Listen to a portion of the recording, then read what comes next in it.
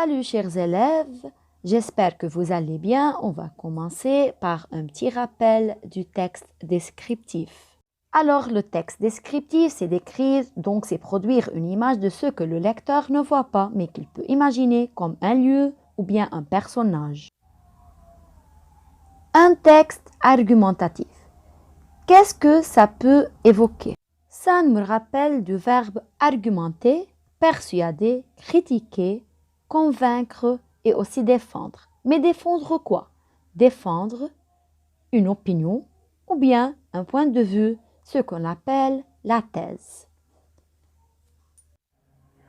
Pour cela, on a besoin des arguments et des contre-arguments ainsi que des exemples et des connecteurs logiques afin de relier les idées et d'avoir un texte argumentatif qui est formé d'une introduction, d'un développement et d'une conclusion. Maintenant alors, quels sont les textes argumentatifs que vous connaissez? Ça peut être, oui, les textes scientifiques, le message publicitaire et les analyses littéraires. Donnons un exemple dans un texte argumentatif. Il faudrait interdire l'usage du tabac. Et dans ce texte, la télévision est omniprésente, mais elle constitue une grave menace pour notre culture. On peut constater que ce texte argumentatif vise à défendre une idée, un point de vue, c'est la thèse, au moyen d'arguments renforcés par des exemples, et ce, pour convaincre ou pour persuader un interlocuteur. Donc, argumenter, c'est défendre une idée, la thèse ou réfuter une autre pour convaincre ou persuader un interlocuteur à l'aide d'arguments renforcés par des exemples afin de le faire changer d'avis. Faites attention, il y a une différence entre le verbe convaincre et le verbe persuader. Convaincre son destinataire en s'adressant à son intelligence pour lui démontrer la justesse et la supériorité de la thèse qu'il défend, alors que persuader son destinataire, c'est en touchant son affectivité, c'est-à-dire les sentiments. Dans le texte 1, si on veut analyser les caractéristiques de ce texte argumentatif, on remarque qu'il y a la thèse défendue, il faudrait interdire l'usage du tabac, et les arguments, cette drogue cause de très graves maladies, et les exemples, les contre-arguments et à la fin la conclusion.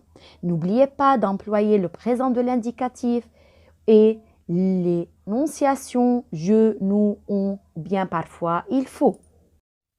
De même, on peut utiliser les fausses questions.